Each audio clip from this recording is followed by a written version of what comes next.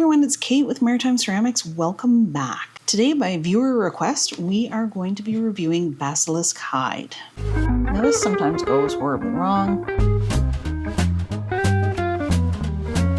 This is kind of fun. This is not safe.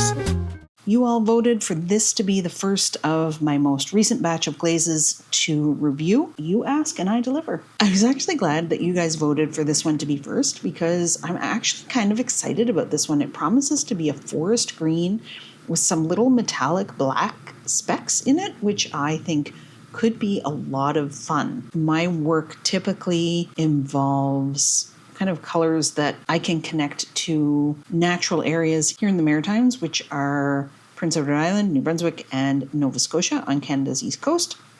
And so we have a lot of forest. So forest green holds a lot of potential.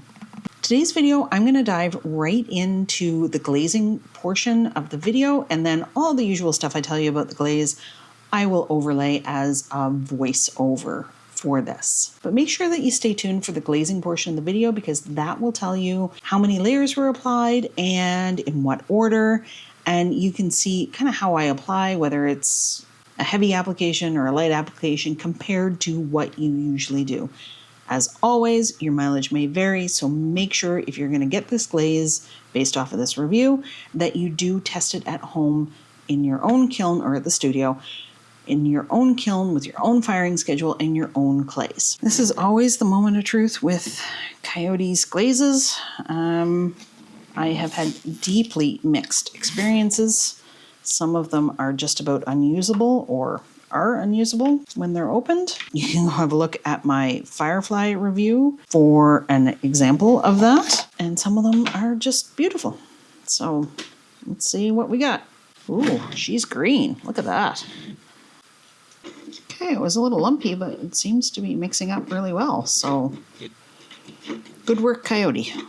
I have a 1 wee test tile in Pottery Supply House 500 clay. I am only doing this red test tile for Basilisk Hide because I am not convinced that it's going to do well on red clays. I hope I'm wrong. I don't know why I think that, but I'm just going to go with my spidey senses, test it on one small test tile all by itself, and hopefully I'm wrong, and then I can do more tests on red clay in the future. So in this ring dish, I said I was going to do 2 coats. I am using Pottery Supply House white clay.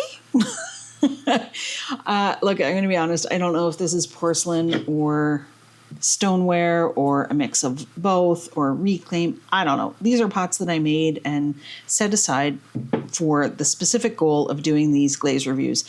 And knowing that, it would have been helpful if I had made a note to myself what I made it out of, but I did not. Pottery Supply House 519 and Pottery Supply House 910 are the 2 white clays that I use. One is a stoneware and one is a porcelain, and I mix my reclaim together because life is too short. And so if it's reclaim, it's a mixture of the two. I can usually tell once they're fired because the 519 is ever so slightly creamier in color than the porcelain. And then I have one test bowl, which is made out of nuCeramics Bayside Buff Clay. This is made right here in Fredericton, and it is made mostly with materials from the Maritimes.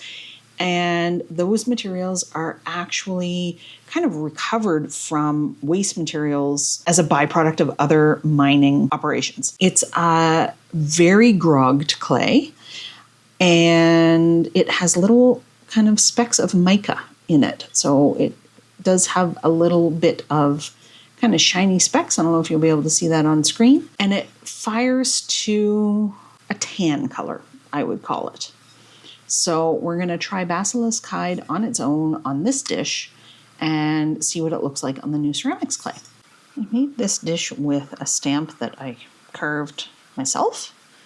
Let me know if you'd be interested in seeing a video kind of tutorial on how to make your own stamps for clay. I'm hoping that I'll get to see the texture of that fiddlehead. So I might just put 2 coats on the bottom of this.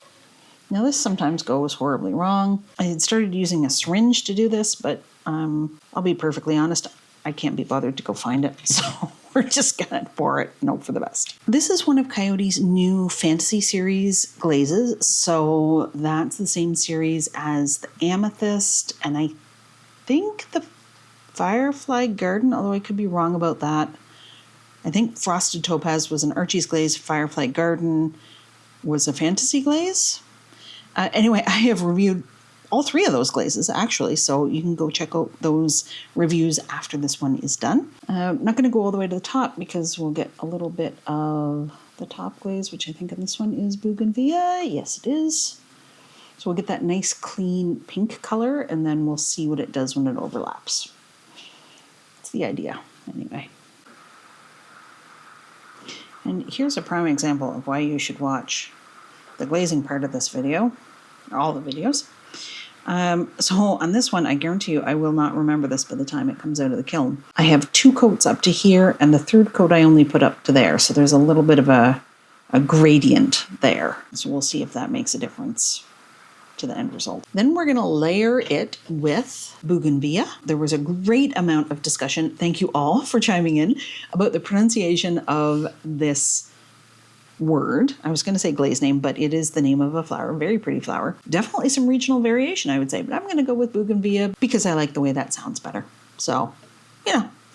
I'm not really sure if it's right or not. I'm sure it's right somewhere in the world. So, pink and green is often a really pretty combo. I've had great success with Spectrum's pink glazes and Nori green. They both look spectacular with the Nori green, sorry. So I'm curious to see how this does with the Basilisk Hide. This is one of the other upcoming reviews. I've got this and I have Laguna's Catalina Crackle, which looks kind of like water. So stay tuned for those. But in today's video, you'll get a little bit of a sneak peek because I'm going to layer Stardust over Basilisk Hide and see what happens.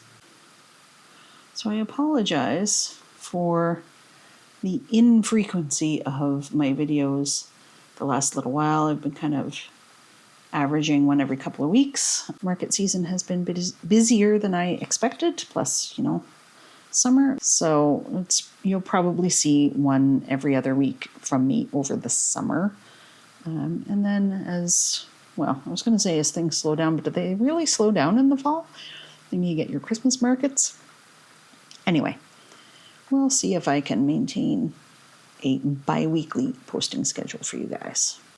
So this Stardust seems to be pretty well mixed again, which I appreciate. So thank you for that, Coyote. Okay, before we put everything into the kiln, let's review what's going into the kiln. And while I do this, it's a great time to hit like if you're enjoying this video and subscribe if you're not subscribed to the channel. Our first test tile is literally a test tile. This is Pottery Supply House 500 clay. It's a red clay, obviously, and we did a 3-second dip. The next test tile is this little ring dish. This is white clay, probably reclaimed, so it would be a mixture of Pottery Supply House 519 and 910, which is their porcelain. And I put 2 coats on this ring dish to see how Basilisk Hide performs with just the 2 coats. Our third test tile is the nuCeramics Bayside Buff Clay, which fires to kind of a tan color.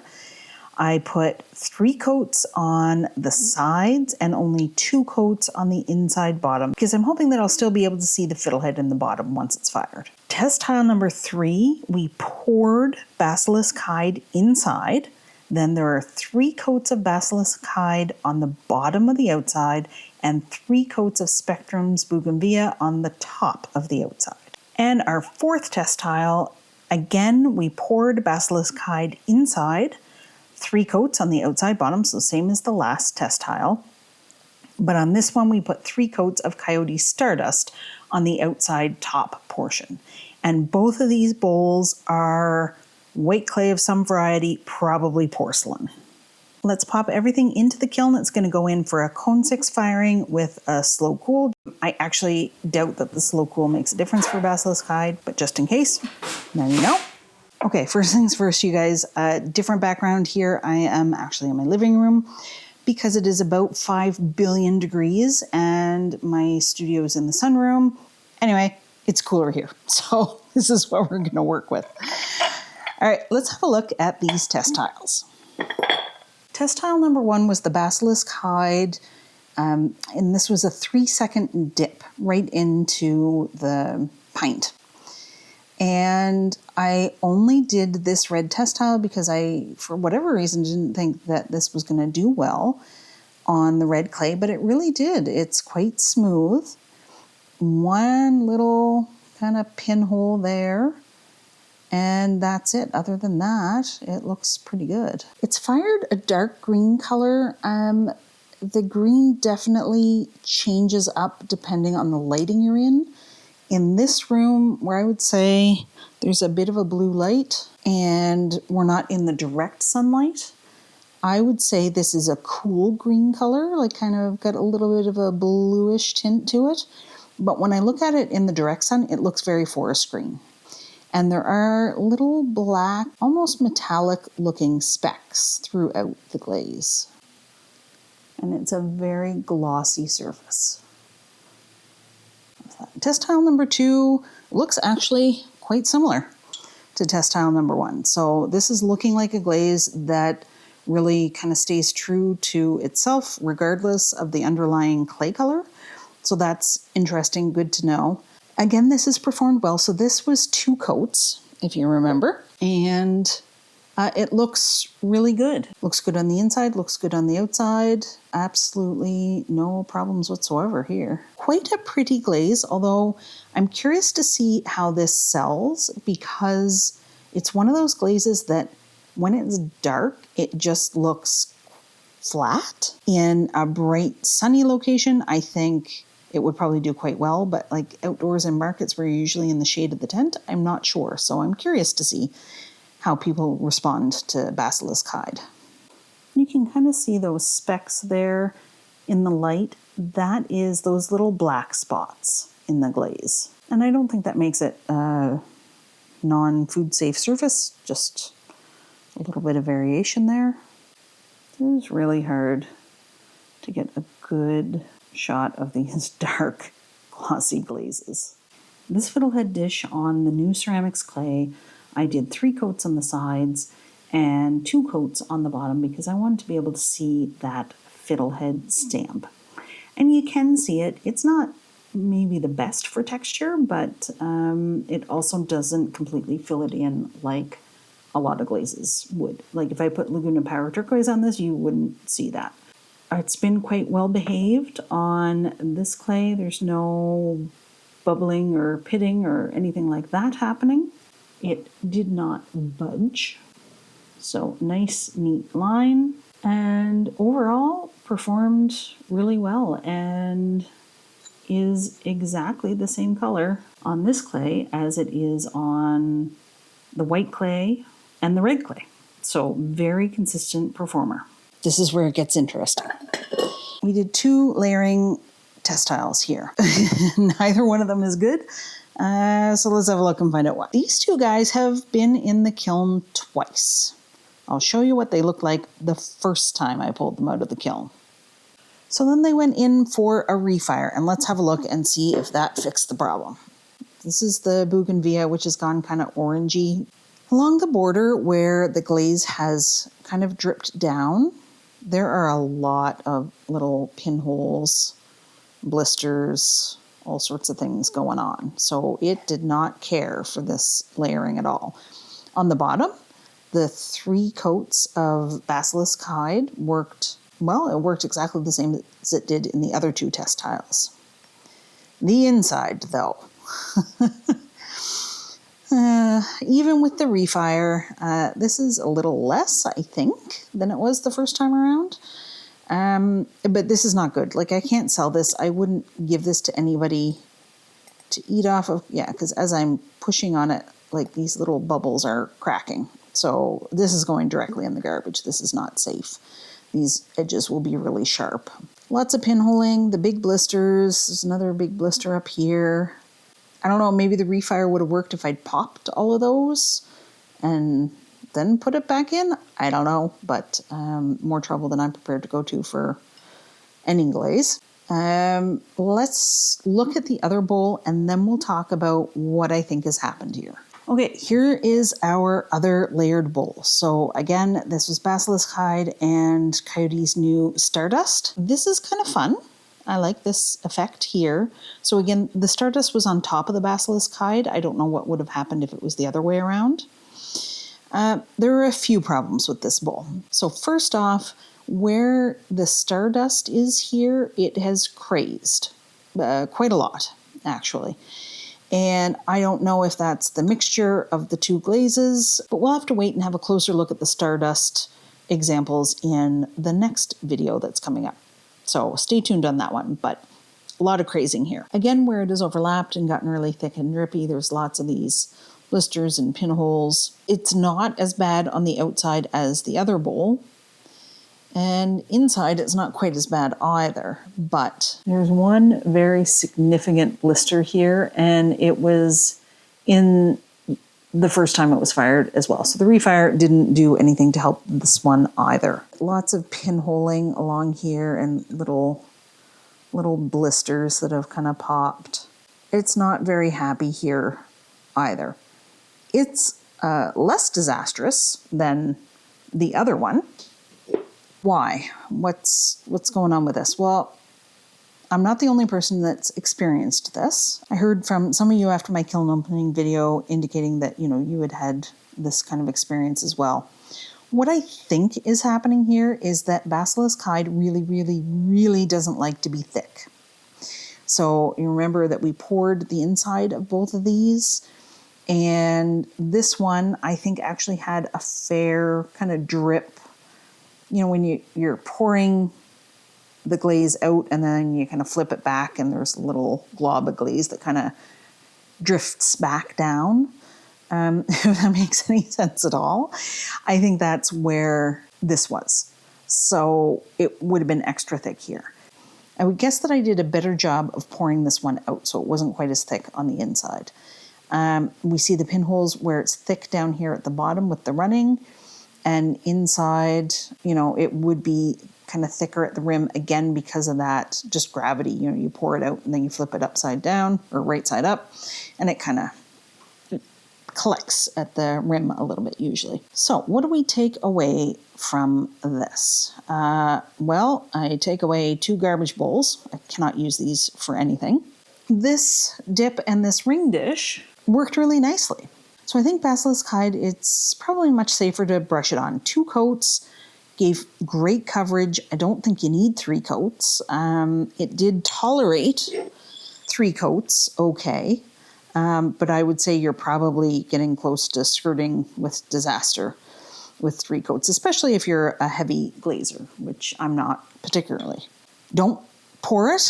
I think that's probably a bad idea. It performed so badly with the layering, with the globby bits, getting the pinholes and the blisters, and it did not resolve when it was put through the kiln again. So I can tell you I won't be trying to layer it on my work. It seems like a great way to ruin a bunch of pots and waste some glaze.